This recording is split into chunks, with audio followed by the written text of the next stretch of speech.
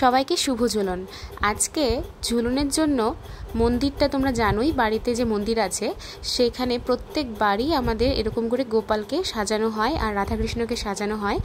তো এখানে দেখতেই পাচ্ছ বাবা আসার আগেই আমি এখানে কাজটা শুরু করে দিয়েছি, কারণ বাবার শরীরটা সত্যি আজকে খুবই খারাপ। তো ভাবলাম যে বাবা পারছে না, তো ঠিক আছে, বাবা বলছে যা তুই যেরকমটা পারিস সেরকমটা কর। তো দেখতেই পাচ্ছ ধীরে ধীরে আমি প্রত্যেকটা জিনিস সাজাচ্ছিলাম, কিন্তু বিশ্বাস করো মনের মধ্যে ভয় ছিল আদৌ কি বাবার মতো আমি পারবো। কারণ সত্যি বলতে বাবা সব থেকে বেস্ট পারে, আমি যতটুকু জানি যে বাবা সবসময় ভালো পারে। তো বাবার মতো হয়তো হবে না, শুধু এই ভয়ে ভয়ে যেরকমটা আশা করেছি। এবার বাবা যে ফিডব্যাকটা দিয়েছে বলছে খুবই সুন্দর হয়েছে যখন সাজানো কমপ্লিট হয়েছে। তো আমার মতন কারা কারা বাড়িতে ঝুলনের এরকম সুন্দরভাবে গোপলুকে রাধাকৃষ্ণকে সাজাও, অবশ্যই কিন্তু কমেন্টে জানাতে একদম ভুলো না। সত্যি বলতে এই মন্দিরটার মধ্যে আসলে না কোনো যত রকমের কষ্ট দুঃখ যত রকমের যা কিছু হোক একটা মানসিক শান্তি পাই। জানি না কি আছে ভগবানের কাছে, হয়তো এর জন্যই এত লক্ষ লক্ষ মানুষ তার আরাধনা করে, এত ভালোবাসে গোপলুকে।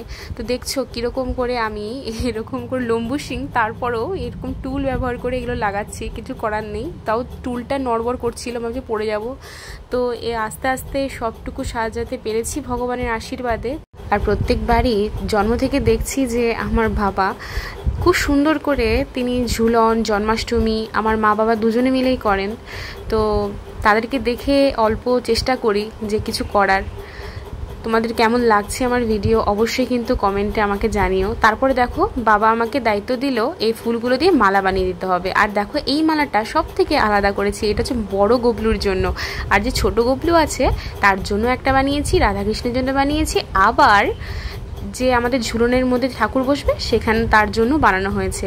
এতগুলো বানিয়েছি গোপলুর জন্য। সত্যি বলতে মালা গাঁথতে কিন্তু আমার বেশ ভালো লাগে।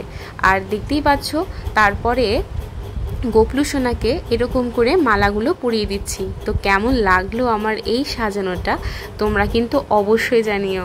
দেখো যতটুকু পেরেছি আমি চেষ্টা করেছি, আমি জানি এইটুকু জানি যে বাবার মতন হয়তো হয়নি, কিন্তু আমি চেষ্টা করেছি যতটুকু করা যায়। এই হয়েছে আমার গোপলুর যে মন্দিরটা সাজানোর জন্য। আর এই চারপাশে তোমরা দেখতেই পাচ্ছ মালাগুলো ঝুলিয়ে দিয়েছি, যেখানে ফাঁকা ফাঁকা জায়গা যেগুলো রয়েছে। সবাইকে একে একে পড়ানো কমপ্লিট হয়ে গেছে গোপলুদের। তো কেমন লাগলো আমার ভিডিও অবশ্যই কিন্তু কমেন্ট আর ফলো করতে ভুলো না। টাটা।